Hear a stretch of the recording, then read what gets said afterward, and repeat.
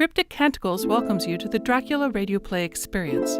Sit back, relax, and enjoy this full audio performance of Bram Stoker's masterpiece, released chronologically by entry date. Mina Murray's journal, 18 August. I am happy today, and right sitting on the seat in the churchyard. Lucy is ever so much better. Last night she slept well all night and did not disturb me once. The roses seem coming back already to her cheeks, though she is still sadly pale and wan-looking. If she were in any way anemic, I could understand it, but she is not. She is in gay spirits and full of life and cheerfulness. All the morbid reticence seems to have passed from her, and she has just reminded me, as if I needed any reminding, of that night, and that it was here, on this very seat, I found her asleep.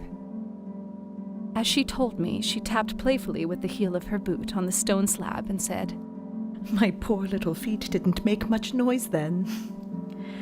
I dare say poor old Mr. Swales would have told me that it was because I didn't want to wake up Geordie." As she was in such a communicative humor, I asked her if she had dreamed at all that night. Before she answered, that sweet, puckered look came into her forehead, which Arthur, I call him Arthur from her habit, says he loves, and indeed, I don't wonder that he does. Then she went on in a half-dreaming kind of way, as if trying to recall it to herself. "I didn't quite dream, but it all seemed to be real. I only wanted to be here in this spot. I don't know why, for I was afraid of something. I don't know what.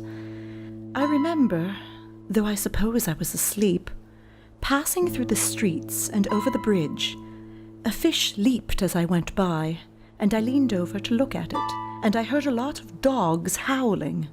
The whole town seemed as if it must be full of dogs all howling at once as I went up the steps. Then I had a vague memory of something long and dark with red eyes, just as we saw in the sunset, and something very sweet and very bitter all around me at once.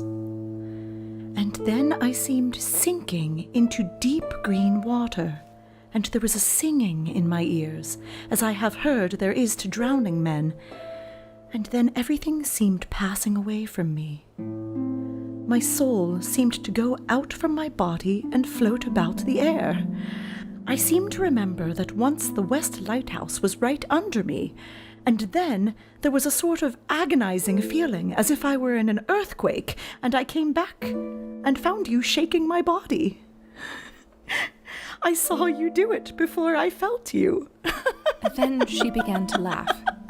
It seemed a little uncanny to me, and I listened to her breathlessly.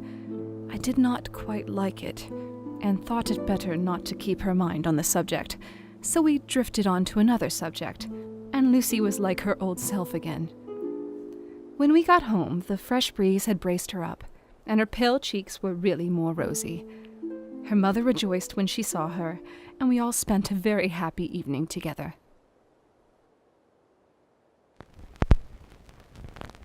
You have been listening to Bram Stoker's Dracula, the radio play, as presented by the Cryptic Canticles. Stay tuned for our next episode at crypticcanticles.com.